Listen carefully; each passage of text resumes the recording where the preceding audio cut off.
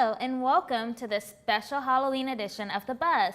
I'm your host, Andy Smith, and joining me today, we have Andrew Ogote and Matthew Rena, also known as... I'm currently Pablo Escobar. You can't really tell, but I have some dad shoes on and some old jeans. And Pablo Escobar, for those who don't know at home, was famous for selling baggies of powdered sugar. And is just an overall generally nice guy, and so I thought I'd honor him with this Halloween costume. Yeah, I'm dressed up as the guy who didn't get the memo about costumes. So, So a college student. exactly. Got to make do with what you can. You're right. All right, well, I'm excited to be here on The Buzz. It's a Halloween edition. You know, the holiday spirit is just in the air. I'm excited. Yes. Let's go. Let's do this. And of course, I'm your friendly neighborhood Ravenclaw. Absolutely. Yeah. So first up today in stories, we have a South Alabama woman whose Halloween fun turned into a nightmare when she couldn't get part of her costume off. Anna, too, spent $3 on these teeth to complete her zombie costume. She used adhesive glue to glue them to her real teeth, but it turns out it wasn't temporary. Tu says she thought about going to the ER, but she ended up finding an emergency dentist to remove the teeth. They talked about drilling and, they had a saw talking about taking them off in sections, and they couldn't numb it because he was scared he'd actually pull my teeth out. So he went in and just picked and pulled, and I squalled like a baby, and they got them out. The doctor who removed the teeth said that the natural state of your teeth and gums can cause fake teeth like these to get stuck. Tu says she will never put fake teeth in her mouth again. There's a level of commitment there, I guess. Why? I have so many questions, and the first and most, important of those is why. I've never once thought, hey, let's take these prop teeth and just glue them to my actual teeth. That'll just complete everything, Right. I've never gotten fake teeth and had to glue them on. So that means she went out of her way to go into the tool drawer or whatever and get some glue and just wanted to be extra with this, and I was not worth it. I kind of wanted to see the whole process. I want to see the whole process of her just putting the teeth in, gluing them on there, and she's just like, yeah, this is a good idea. I'm going to look so good, yeah. I currently have adhesive metal brackets, also known as braces, in my mouth, and I would never glue anything else into my teeth. I don't want these there now. No. Braces, zombie teeth. Yeah. Bit of a correlation. I don't know. We'll see. Moving on, we're going to talk about some extreme Halloween decorations. We'll start in West Virginia at a place appropriately called the Pumpkin House.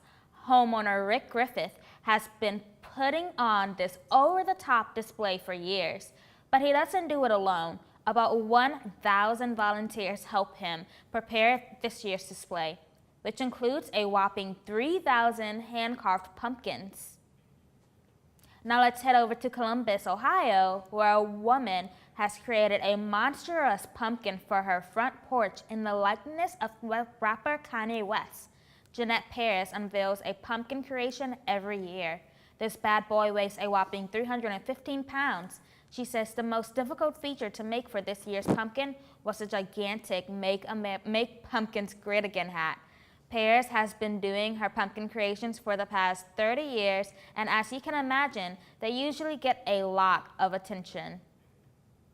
We finally have a pumpkin that is the size of Kanye West's ego.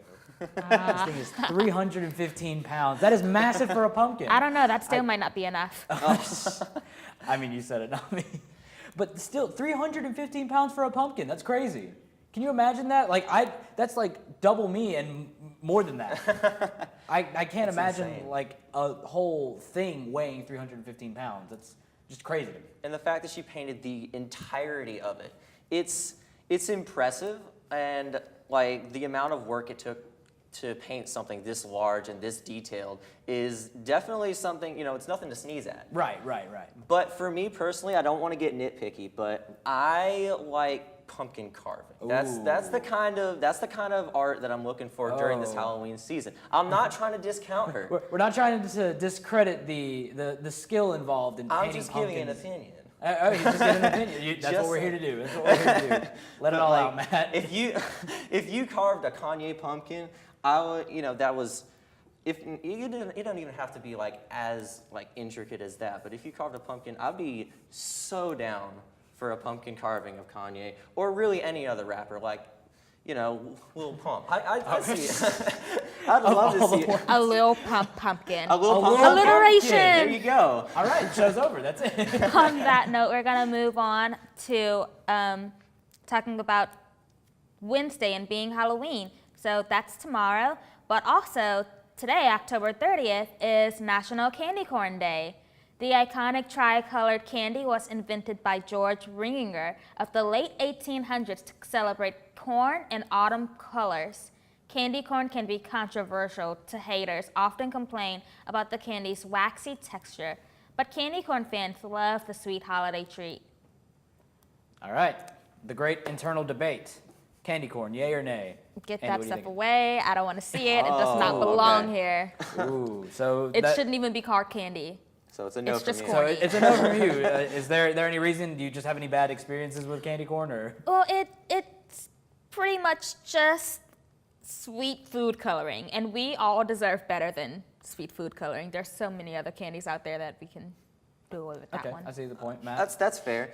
It's not one of those candies that I would go out of my way to eat. And I wouldn't definitely not go out to the store and buy a bag myself. It's just one of those, candies that's just kind of on the kitchen table in a little bowl, and you're passing by on the way to the candy you really want, and you're just like, oh, some candy corn, and you eat that, and that'll, it does its job.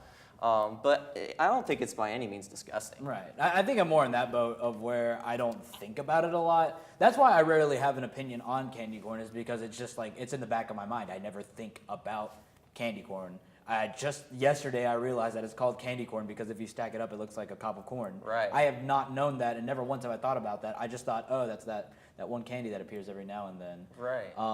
I guess just to bring it back to the teeth thing, sometimes I'll eat it and think that I'm swallowing whole teeth just because it's not appetizing to me. I'm not a big, then again, I'm very picky about my candies. If you're trying to get me a gift or something, you got to go sour, either Sour Patch Kids or Sour Skittles. That's what I'm about.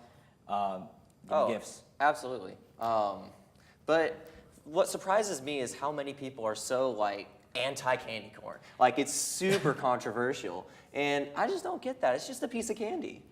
Is that, as a candy corn hater yourself, I was about to is Candy there corn justification hater. I've in been this? branded. Be careful with who you're talking to. It's just that there are just so many better candies out there, and we don't have to be eating this at all. It should be banned. No more candy corn.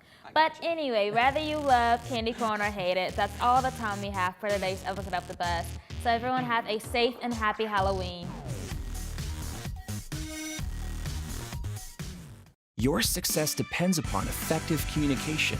Visit montevallo.edu/COFA.